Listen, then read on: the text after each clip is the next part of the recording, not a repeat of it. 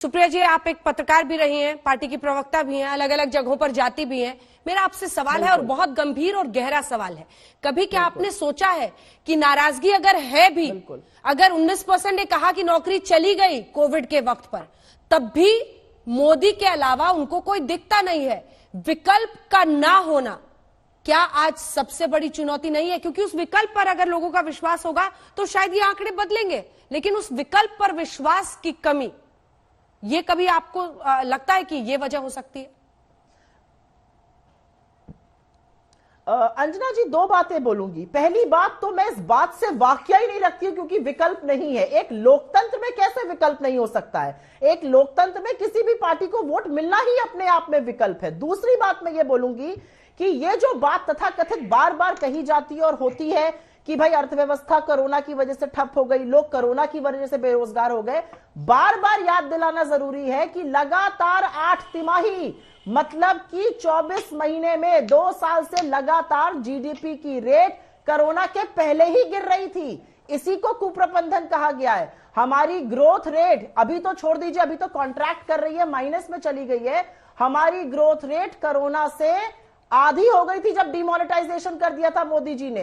तो ये मजबूत बात कर रहे हैं, मतलब भाजपा के प्रवक्ता ने कहा मजबूत नेतृत्व की तो कमी है आज। अगर नेतृत्व मजबूत होता तो ये किसान का मुद्दा इतना बड़ा मुद्दा ना बनता। किसान का मुद्दा रिजॉल्व हो जाता, बैठकर बात हो जाती, कानून वापस लिए जाते, उनका विश्वास जीता जाता, नए कानून आते। नेतृत्व की कमी है, मैं तो ये कहूंगी। मजबूत नेतृत्व कहां है? नेतृत्व की कमी है कि आज चीन बार बार और हमारे यहां से कोई कहने को नहीं है।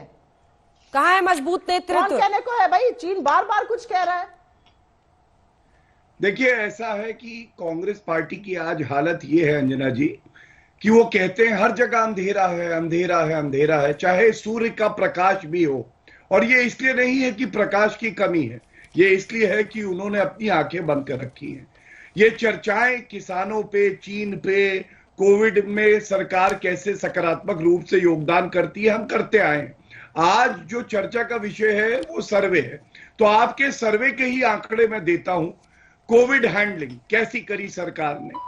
77% ये मानते हैं कि ये बहुत अच्छी थी या अच्छी थी, और 9% केवल कहते हैं कि ये ठीक नहीं थी।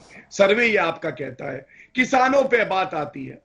किसानों पे हम आज शाम को भी चर्चा कर रहे थे, लेकिन मैं सर्वे के हिसाब से बता दूं, ये जो 3 कानून आए हैं, आपका सर्वे कहता है अंजना जी 55% ये किसान के हित में है और 28% जो आधा है ये हित में नहीं है।